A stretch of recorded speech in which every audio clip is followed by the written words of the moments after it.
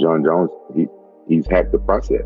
He's Neo. I've been in the cage with that kid, and I heavily underestimated him, and I've been watching his fights ever since. And I see the stuff that he do.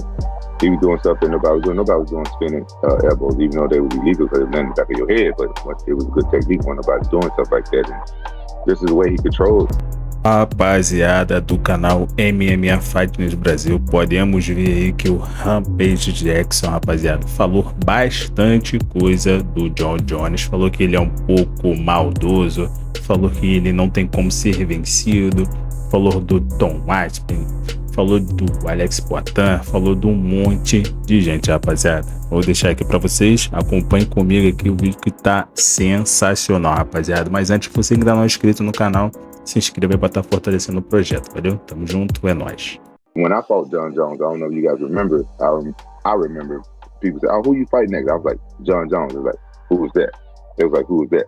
And his thing, I heard the interview, he said he didn't want to give Aspinall a fight because people didn't really, you know, he felt like Aspinall would make a name off his back. I was like, but, you know, Jon Jones, like when I fought you, you know what I'm saying? Nobody really knew who you were. You wasn't a superstar yet, and I think we forget that as a fighter. You know what I'm saying? That's what the UFC do. The older guy passes the younger guy torch. But I feel like Jon Jones' last performance, I don't even think any heavyweight could beat Jon Jones. I think he solidified himself as like one of the greatest fighters on the planet, and. No disrespect to Aspinall. I think Aspinall is a great fighter.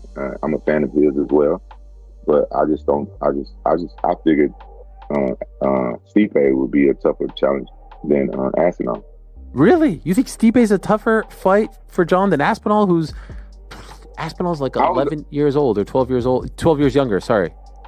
I was thinking that like on paper. Now hear me out. Yeah.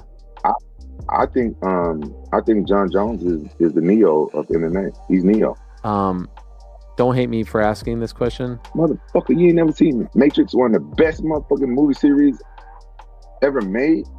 Keanu Reeves, I know that. Is he Keanu Reeves? Yeah. All right. Neo. Yeah, that's my guy. That's my boy. Right, so, now you can't say that now because you didn't know what the fuck. You can't say that. I know Bill and Ted's Excellent Adventure. That's a classic. Yeah. You saw that? Yeah, when I was like 12. Bill and Ted's Bogus Journey, pretty good sequel, if I may say so myself. Yeah.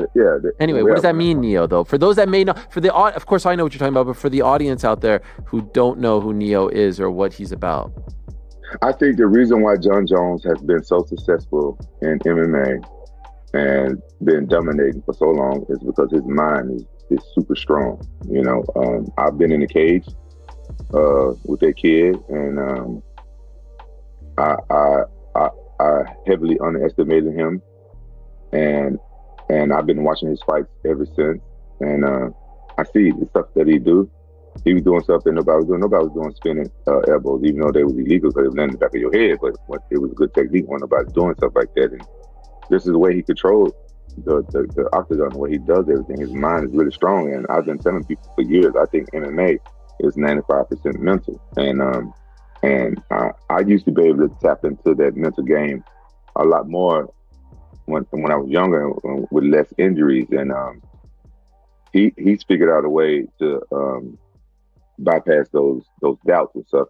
And I'm convinced that he has like a real good sports psychologist or something, because he knows how to bypass those doubts. Because whenever you fighting, and you always have like those doubts, but you gotta push those doubts out and put like 1,000 more images of positivity and positive thoughts in your mind. And Jon Jones, he's hacked the process.